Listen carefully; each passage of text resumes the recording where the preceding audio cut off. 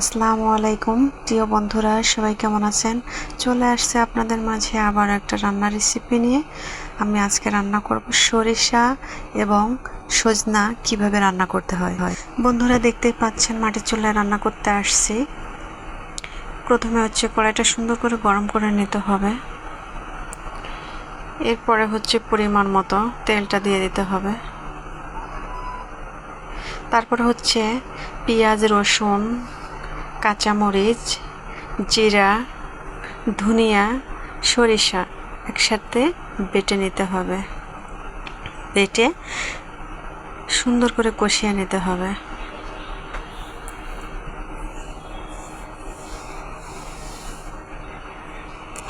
বন্ধুরা, দেখতেই পাচ্ছেন মশলাটা যদি সুন্দর করে কষানো না হয়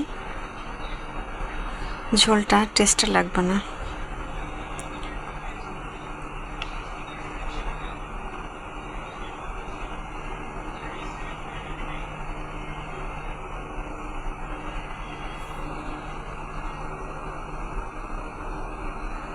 বন্ধুরা, মশলাটা যখন অনেকক্ষণ কষিয়ে নেওয়া হবে এর ভিতরে লবণ, হলুদটা দিয়ে দিতে হবে। হলুদটা যদি শুরুতেই দেওয়া হয় তরকারির কালারটা ডিস্ট কালার হয়ে যায়, এজন্য কিছুক্ষণ পরে দিলে ভালো হয়।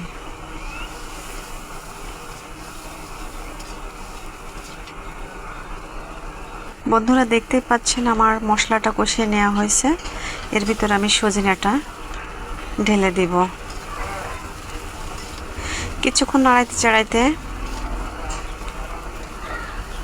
দেখেন কি সুন্দর একটা কালার আসছে। এই খাবারটা খেতে অনেকটা টেস্ট হয়।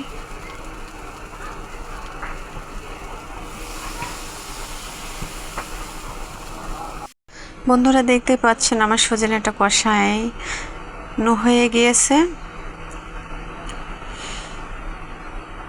তরকারিটা যদি অনেক সুন্দর করে কষানো না হয় টেস্টটা হয় না, কিন্তু রান্নাটা ভালো না হলে মনের মধ্যে শান্তিও লাগে না। কেউ যদি বলে রান্নাটা খারাপ হয়ে গেছে, শান্তি লাগে না। বন্ধুরা, এখন পরিমাণ মতো পানি দিয়ে দিতে হবে এর ভিতরে।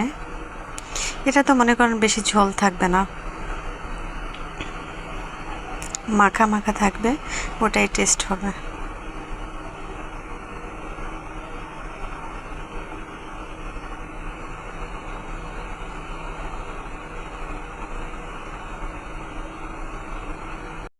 বন্ধুরা, দেখতে পাচ্ছেন আমার সজনে রান্নাটা কমপ্লিট হয়ে গেছে। আমার রান্নাটা যদি আপনাদের কাছে ভালো লেগে থাকে লাইক কমেন্ট করে পাশে থাকবেন। ইনশাআল্লাহ আমিও পাশে থাকবো। একা কখনো সফলতা অর্জন করা সম্ভব নয়। সবাই ভালো থাকবেন, সুস্থ থাকবেন। আল্লাহ হাফেজ।